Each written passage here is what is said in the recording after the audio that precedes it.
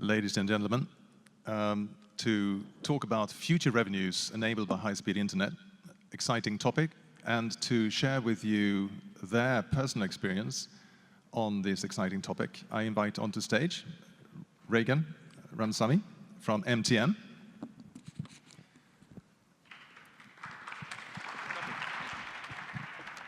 And Bobby Ramsoondur from Mauritius Telecom. And Louisa van Beek from Vumatel, please.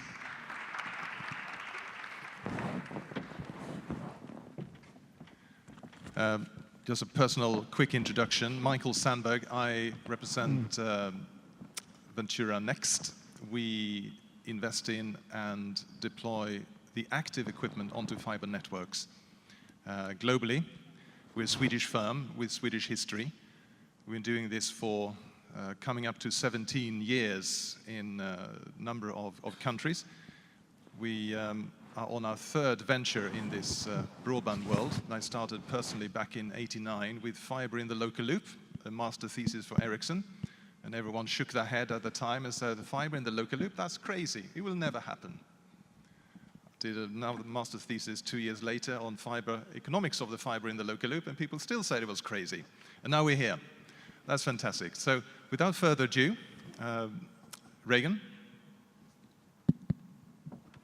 Thanks, Mikael, and hello to everyone. So Raegan Ramsamy, I'm a part of the commercial team for FTTX at MTN South Africa. Those of you not familiar with MTN, it's the largest mobile network on the continent, the big bright yellow company. And we service approximately 232 million subscribers. Hi everyone, Bobby Ramsoondur. I'm the Chief Marketing Officer of Mauritius Telecom. I look after consumer sales, so all the shops and the direct and indirect distribution of the company. 20 years now in the group, started in application development and programming, moved through systems engineering to switching to sales and landed in marketing. I won't be long in the introduction of Mauritius Telecom. 2,500 employees. We have more than 1.1 million customers. If I add the mobile base of 930, add the fixed base and the broadband base, so we'll have time to speak a little longer on that. Thank you. Good afternoon, everyone. Louisa van Beek, Joint CEO of Vumatel. And lots of people get confused with Vula and Vuma, and I'm glad Neil is not here to give me some more lip about that. We just recently acquired the Plessy assets out of Dimension Data, focusing on construction, fiber construction, wireless, and maintenance services and site build. Thank you very much. Now, we're all here because we want to know about the future revenues enabled by high-speed internet. Clearly, this is the key to motivate your business plans, to get your sign-off, to build fiber and other exciting projects. Now, what is there? What does the reality look like? Is there more revenue? I think the answer is definitely more revenues are flowing through the systems. How do we, as mobile operators, as fiber owners, relate to that revenue? Do we enable that? And not only our revenues, but how do those revenues spread beyond our networks and benefit the communities and the nations around us? So depending on which perspective you take, if you're an ISP, if you're a content owner, mobile operator, fiber owner, or if indeed you are a regional or central government representative, those revenues, where they're coming from and what are they used for? So on that topic, I would be really interested in Raegan's perspective. Thanks, Mikael. Yeah, so as MTN, there's always the bigger, brighter picture with regards to the African continent. So if we start from that perspective, and if you look at MTN's investment in the continent and the ability of MTN to impact the lives of the people on the ground, it's quite massive. And to that end, we service, I think it's approximately 70 million active data users on the continent. And of course, that's predominantly on a mobile perspective. If we have to bring that back to South Africa, of course, to enable the type of connectivity we've got on the mobile network is a massive fiber rollout. And that's mainly our fiber to the site type rollouts. And of course, a part of our strategy is then to look at where is it feasible for us to extend that fiber network into the communities and homes of the people we service. Of course, in South Africa, there's a huge view on the social impacts of the internet. And to that end, if we look at, I think in the past 6 or 7 months itself, we've done approximately 800 sites that do 3G in communities that previously didn't have 3G connectivity. And we find that the fastest way to enable a broader part of the community is through wireless right now. But of course, to do that, there's fiber going into those communities to enable those base stations. And as we move forward, we'd look to see how we could efficiently take the fiber into individual homes. Of course, given socio-economic conditions, it's always good for big operators to take into consideration the affordability of the internet, right? And how do these communities use the internet? So right now, maybe the strategy is to say, I've got the internet on a device that I can take anywhere, and it enables me according to my ability to spend.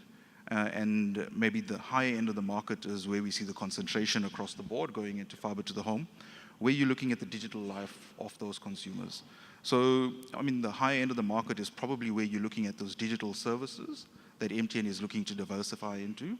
So if you look at MTN South Africa as a template, there's a commercial business unit that exists now called Digital. And this is where we see ourselves creating partnerships as well as entering the space that historically would have been seen for OTT players. So how do we move into the gaming space, video content? How do we get music out there to our subscriber bases? And it's about partnership and possibly individual creation of content to see how that business model rolls out over the next few years. So from a digital perspective, there's an active drive to get involved in the digital life of our subscriber. Of course, it's a process, and you've got to start at the part of the market that actually requires the services and work your way through and create the market as you move down the value chain, if I could call it that. So, we've looked at a few models. We look at the international models and the mature networks. The biggest driver of high-speed internet in future, of course, is video. We look at some of the international M&A sort of deals in the past year or so, AT&T, Time Warner. That tends to give us a template to say, this is where it's going in a mature market. But there's also unique African solutions. And I think a part of MTN's investment is also partnering with companies in Africa, one of them being Africa Internet Holdings, where it's a part of our drive into the sort of digital space, e-commerce scenario. There's Travel Start that MTN has partnered with on the continent as well. And these are companies that are growing and providing services. I think a big part of the discussion from a digital perspective is also talking to e-commerce. I think MTN's mobile money product right now services about 18 million subscribers on the continent, and has enabled small businesses throughout the continent to be able to drive the type of economic activity that's going to improve the quality of life of the people that are around them. Yeah. That's very interesting. Thank you very much. Now, it's you are a large company. You can afford to take this holistic view on matters, but it's still your company. But how does a company owned by or working closely with the state view the future of these revenues? Michael, I was just thinking about the question you asked initially and the statement you made about revenues that are flowing in the network. I think it may seem very easy to say it now, but I think many companies, many operators among ourselves have been faced with that question. Just look back at our past for Mauritius Telecom. More than 25 years back, we had installed a a brilliant copper network, to serve fixed services, traditional services, which at that time like really great, and we had a really great network. But over time, the network has aged, and we see that naturally requirements and demand of customers have changed drastically. Another thing concerning the copper network, as you know very well, the coverage of the country is limited by distance, and also the speed you can give is limited by the distance from the exchange. And of course, I won't be giving any specific information here. The fault rate on copper was really devastating for our business. So we had to take that bold decision. 25 years, so that, I'll take it, yeah, thank you. So we had to take that bold decision to, in fact, to come with an investment project for the fiber rollout. And this was very tough because as a company, the majority shareholding is the state, but we have also a strategic partner, which is Orange, via the investment vehicle Rimcom. So it was quite tough in 2012 to convince the board that we had to go with a fiber deployment program. So this was a challenge, but for those who have heard our CEO talking earlier, so in life you need to make bold decisions, and you just can't look at the spreadsheets and the ROI. So the management team very boldly came with that initiative to start rolling out fiber in 2013. And when our CEO arrived in 2015, he had a look at the project, which was planned to end by 2022. And decision was made based on market expectations to accelerate that project. So initially, it was a project over 3 years, so to end in 2018. And then in 2016, we saw that finally this was taking up very quickly. Word of mouth, people were looking for speed, and we accelerated, as he said, the acceleration, and we are now completing the whole fiber rollout by end of this year. I have a slide I'll show you later. So we carry on the discussion, how, in fact, the fiber rollout project has indeed increased our ARPU. Very interesting. Louisa, from your perspective, both as a recent entrepreneur and until recently a key member of Vodacom's future strategy in fiber, amongst other things, what's your perspective on where these new revenues are coming from? Thank you. I think I've got a little bit of a conflicting view around revenue in fiber. I think we always sit in a conflict with big operators chasing short-term goals around EBITDA and revenue for the operator. I think in general, we should rather look at revenue across the value chain. So revenue for the operator, revenue for the subcontractor, revenue for the end user, and how we create new revenue streams for the end user. I think we quite often focus in this forum, obviously, quite a lot on fiber.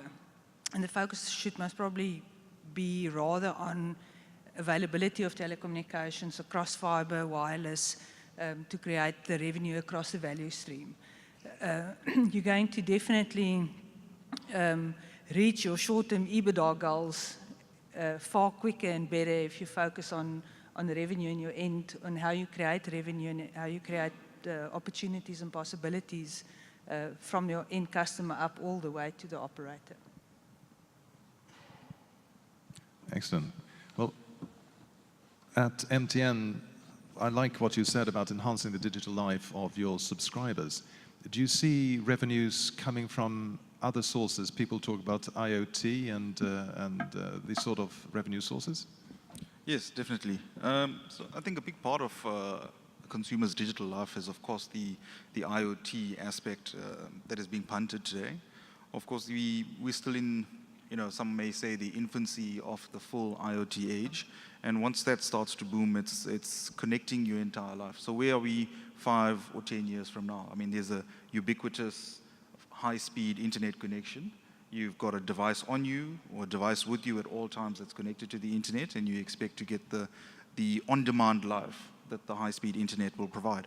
And of course, IoT will give us the platforms to be able to connect your car, your refrigerator, your appliances, et cetera, et cetera. But what does that really mean in terms of how it drives forward from a revenue perspective? There's quite a few models that people are looking at. But what we tend to believe is that it's going to provide the opportunity for people to manage their lives through a multitude of applications. Right? And as you do that, the changing environment is probably going to present challenges that companies are going to need to overcome. From a capital-intensive business, and like Louisa is saying, sometimes it's not always about driving the EBITDA. It's about also enhancing the lives of the people around you. So yes, IoT plays a big role in it. The amount of devices that are connected to the internet, the amount of big data, the analytics that's going to be running on the back of all of this is going to be used positively to enhance people's lives and to create a richer world at some point in the future. So yes, definitely. If you want to drive into the depth of what IoT will be able to do, I mean, it's going to be a much longer conversation than the 60 minutes you've got allocated right now. But we do see it playing a big role in the future. We've built platforms to be able to manage that. And there's also discussions about items like NB-IoT in future and how we can start to use it. So from a South African perspective, we already have a huge, let's call it a telemetry base across all of the mobile or network operators. But it's also now about how do we get into the consumer's home with fiber to the home, and how do we manage that and make it meaningful to deliver the products and services that high-speed fiber can really deliver. And it's about also looking at the efficiencies that we can get in terms of partnering with infrastructure players, infrastructure building companies locally, and also you're looking at how you can partner with government to understand what's required and create an ecosystem in the country that advances the build of fiber. That is very interesting. You mentioned here the involvement of government and supporting. Going back to Mauritius, where the government clearly helped form a social vision, an economic vision, and you are to a large extent helping to execute that. Now, I'm interested in the hard facts. Ultimately, you need to pay your salaries and you need to pay for your equipment. What are the hard facts behind all this? Is this just a vision, or can we see any evidence of increased revenues? Yeah, in fact, again, going to IoT, I think it's very interesting looking at future avenues, at smart country, smart city. All that looks very nice. I would just like to, for a moment, bring the audience back to the fiber project, because when we speak about revenues flowing in the fiber, for me, it's important that not only we home pass with the fiber project, but we need to get people on board. So how did we go about? So I just wanted to share a couple of slides with the audience. I won't be long, but just to go to the hard facts, how we went through the process. Yeah, I put that image because I want you guys to come to Mauritius. So, yeah, let's go very quickly. Mauritius. It started with the vision. So we had 5 priorities. The first one was the accelerated fiber deployment. And one thing that's very important in that deployment, in fact, we did a first step. We multiplied the speed of copper customers by 10, so at the same price. So I'll just go on the other slide, just for you to have an idea how we did it. So as you see on the left, the traditional ADSL offerings, and on the right, the new offerings around fiber. So this was, in fact, a key success factor. It may seem quite simple, because if you're trying to build revenue, additional ARPU, by just asking people to move to fiber, they'll say no. I'm okay, I'll manage with my ADSL connection. But in fact, they want more speed. They want more comfort. So we had that strategy of keeping the same price. Also, you will see the first line, it's the low-end segment. We had a price decrease. So we're very competitive with 14 USD over the region. Then we also came with a segmented approach to launch specific offers. This is for the high-end segment. And another point on revenue, very important. For those of you who have been working around content, this has been a very key move we made, and we call it loss leader strategy. So we have an IPTV offering. So we signed with the English Premier League, which has been really the driver for us to sell IPTV content to our customers. So those are simple illustrations that show how we manage to build that revenue, because it was a challenge, just investing, putting the fiber, but how you get people subscribe and use your service. I think that's a very, very interesting perspective, and I'm intrigued by this service versus the access and the facility. Louisa, do you in your entrepreneurial role see a challenge in convincing homeowners the value of the access of the fiber itself, or is it the service that people are interested in? I think the access to internet services is like it's a fashion item. So it's not something that guys, you don't have to go actively and sell it. For a certain LSM market, it's easy access, everyone wants it, half the people sit with HD TVs, kids using internet for school activities. So I think in a certain portion of the market, it's a natural progression to satisfy a requirement. Pricing, as you see, the ADSL pricing and fiber pricing becomes a non-issue. Why I'm intrigued is because in Mauritius, the consumers get the connection essentially for free. And you look at savings, presumably in operational costs, etc., and it makes sense from a holistic point of view.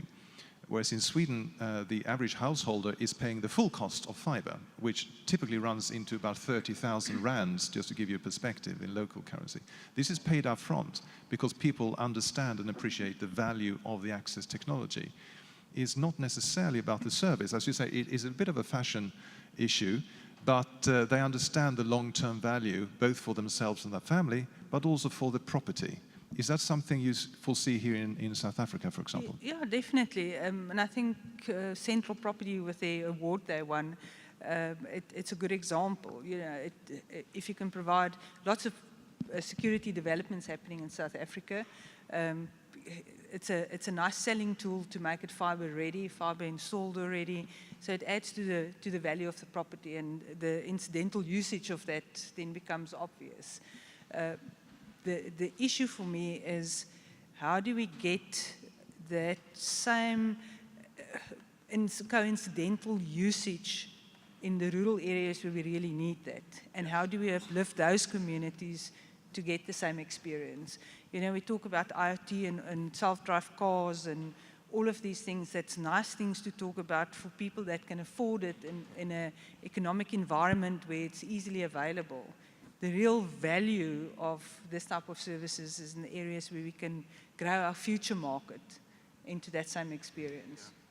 That's very interesting. And I know, Raegan, you talked about the importance of also addressing the lower segments, and not just the LSMs 8 to 10, which everyone seems to be focused on, but for not only volume for yourself, but giving value to your community. And can you tell us a little bit more, because that's very fascinating. Yeah, so I guess if you look at it, most of the country today is covered by the mobile operators. I mean, you're looking north of 99% coverage of the population.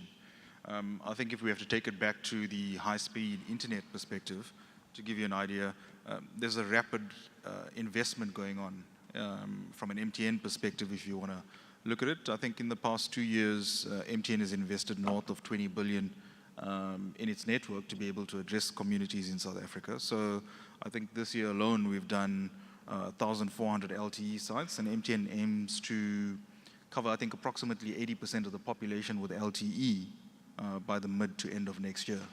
Right, and that's a part of our strategy to take high-speed internet to the communities that Louisa is referring to, that you can really give them the experience on a broader scale without having to wait for long infrastructure deployments that would be fiber running into each and every home, depending on the communities that you go to.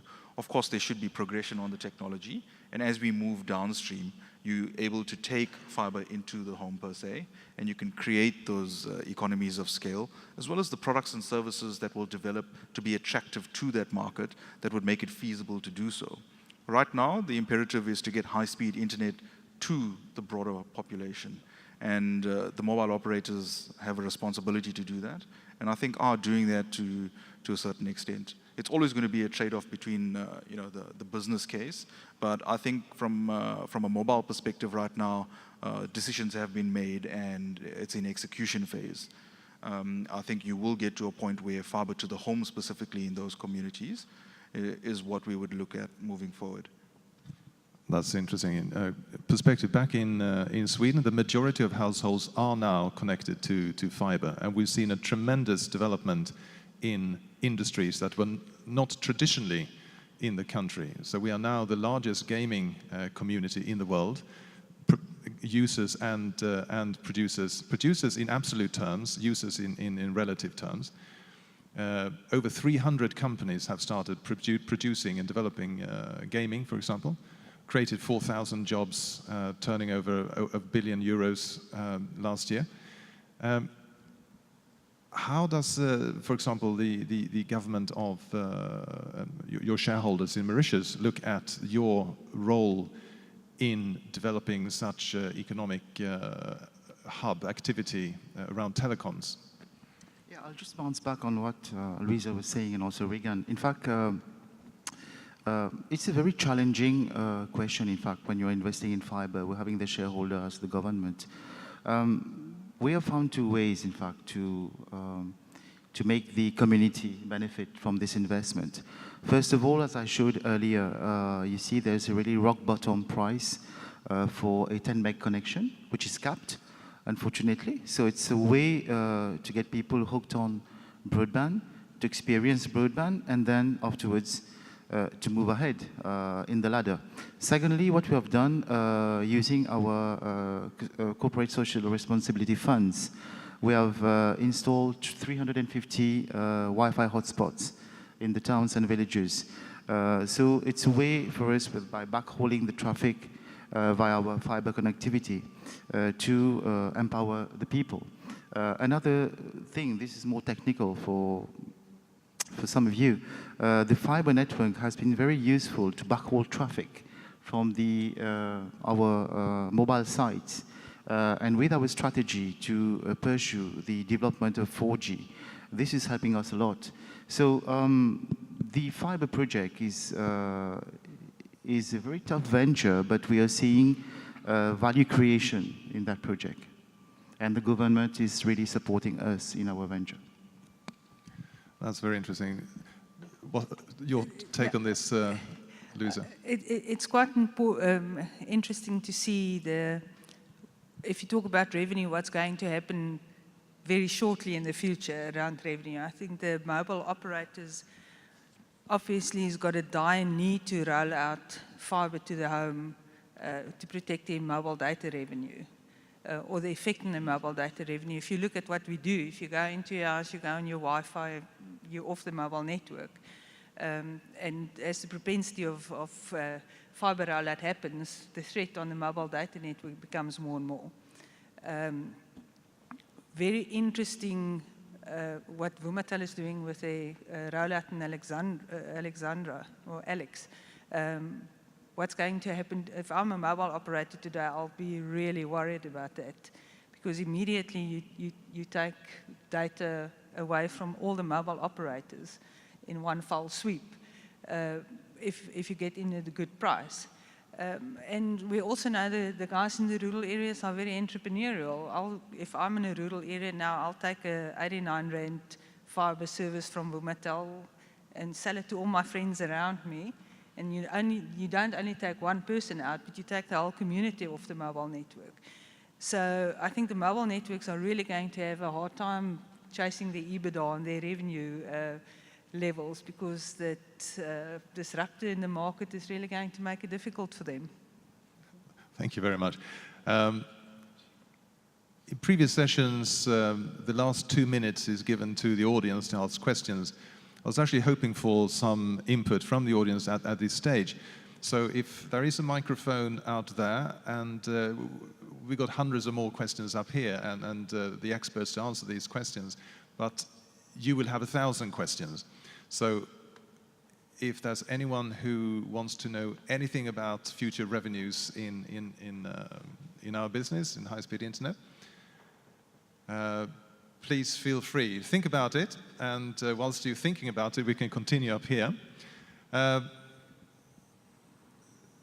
Particularly in Mauritius, Bobby, you mentioned the importance of content. I want to address Raegan. You also mentioned content, but we see also mega trends, AT&T, so Time Warner, these sort of mergers.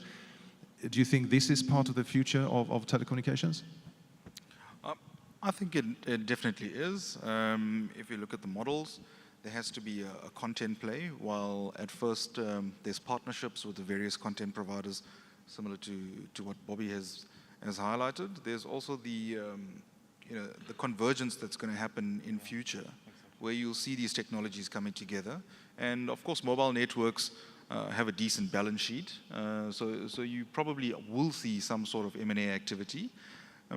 The way we look at it is, content is there. You can partner at the moment and create the type of products and services that your customers need. The big push for the mobile networks, of course, to sustain ARPU levels will be in a fixed mobile convergence type environment and move towards a quad play environment. So these are mature product sets that exist in Europe and the US and have demonstrated its ability to create let's just say, an ARPU that is predictable or can add value to a consumer's lives, that helps the high-value consumer, should I say, continue their spend with the mobile operator or the operator that's got the value proposition that speaks to them. I think there is a threat in technology disruptively. Of course, you are going to get, as Louisa mentions, technologies that enter certain markets and creates competition, and that's a good thing. And it should be embraced. But of course, there's lots of innovations that can come through from the bigger operators as well, that speaks to those market segments, that may challenge certain business cases that are being demonstrated right now. Yeah. On that particular, I'm really interested, and I'll direct this to Louisa as the new entrepreneur. Can you see any sort of disruptive business models entering the market? We are in the cusp of truly a revolution when it comes to availability of content through a number of delivery platforms. Do you see the telcos working with or against or enabling entrepreneurs to enter into the telecom space? Definitely the trick around the new world, I would say, is collaboration and getting efficiencies across the board. So definitely expect quite a lot of consolidation in the market, big players coming together in cooperation, JVs that's going to happen. And, in our space, maintenance and construction is a volumes game, and you can only do it efficiently in volume. So I think definitely there's going to be some focus on getting efficiencies around volume and consolidation over or cooperation across a few players. It's interesting. There's everywhere we talk about these things, there's talk about cooperation and partnership. This is clearly important to create this ecosystem. However, my personal view in South Africa, you don't always see this level of partnership. It tends to be what I can get for myself. Do you foresee this is perhaps one for Bobby, the involvement of government in trying to get these partnership and cooperations going and not having this everyone for themselves approach? You know, the government has I think has a crucial role to play in the future of telcos, of operators, of providers. I will speak for what's happening in Mauritius. With the vision, which is called the Vision 2030 of the government, and with Mauritius Telecom embracing the vision of the government and having laid down the fiber network, I think that we have laid the foundation stone now for new services to spring. There's a project that we are currently working on. It's the Safe City project that will be implemented very soon. I think that this is one. You must have heard about smart cities in Mauritius, where private companies are pushing with the blessing of the government. And I think with the fiber and high-speed internet, the doors are open for all verticals to capture those opportunities. We speak about e-health, about e-education. So opportunities are really great. And I think that if government really backs and pushes those initiatives, it will be really good for the whole community. That's very encouraging to hear. And I think there's, of course, a balance between the government assisting and government interfering. And as soon as the telecommunications and communications generally, of course, is a tool for governments to get involved, and get involved sometimes in things perhaps they shouldn't be involved with. You are all members of large companies. How do you see potentially working with local and central government? Is that something you encourage, or do you rather a light touch from government? You know, government has got a big role to play if you look at it in telecommunications. Specifically in the fiber market, of course, the minister was here yesterday, and you know, he made commitments with regards to what the plans are and investment from government. And at the same time, if you look at it, there's also a spectrum discussion that government is enabling right now to be able to take internet to the broader communities. So I think the South African government is doing well, and they're making the right moves to try to advance internet in the country, and public-private partnerships do work. I mean, the minister also alluded to the fact that MTN is one of the partners that has worked closely with his department, and you know, has been able to, let's just say, assist with resources, with technical skill and capability to be able to advance what the minister and his team want to take forward. So, you know, that demonstrates, from our perspective as MTN, our commitment to assisting the government to take the internet to the people. I think, it's also about enabling smaller ecosystems and ISPs. I know Brian, if he's in the room, earlier alluded to being open access, you know, and that's where the market has moved to. That's what MTN is doing right now. So as you bring on your smaller ISPs and assist them to build their businesses and serve their communities, we believe, you know, we'll advance how we take this forward. That's particularly interesting and telling. We at Ventura Next, we are the solutions partner to Vumatel. And as such, we've seen service providers who did not exist as the opportunity came. And all of a sudden, we have examples. Cool Ideas is one that is well known. It went from Caller Geek service to one of the largest, in fact, very successful ISPs. Didn't exist before. And bringing that local relevance back. So we've gone almost full circle from when telcos were small community ventures, through consolidation to national players, global players in some of your cases, down back to the local community again. Now, how do you view the role of how can you be both global and local at the same time? Open question. I think I just want to follow up on the issue around government. I think government in South Africa has got a fantastic vision around internet connectivity, and getting it to the market, and their Broadband 2020 vision. I think as a philosophy, it's fantastic. The reality is also in a politically unstable environment, it provides really good opportunity for entrepreneurs to get going. And especially local communities, local ISPs, and they're far more agile and can move quicker, where the big operators must probably sit with more issues around compliance and governance and interaction with government, which supports the economy in total. Invariably, what's going to happen is that the smaller local guys will be swallowed up by the bigger guys when government and policy and all of those things start working properly. It's an interesting perspective. I just want to remind the audience that you've paid dearly to be here today, and you may have some questions. There's a question over here. Is a microphone in the room? There it is.